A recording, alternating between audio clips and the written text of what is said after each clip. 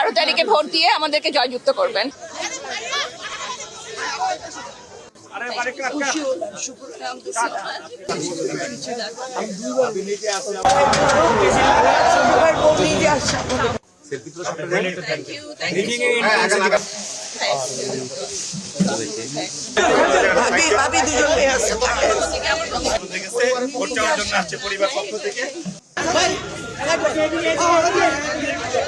আমি এখানে এসেছি ভাইয়ার জন্য সবার কাছে দোয়া চাচ্ছি। আপনারা সবাই ভাইয়াকে ভোট দিবেন, ধানের শীষে ভোট দিবেন, এই জন্য এখানে আসা।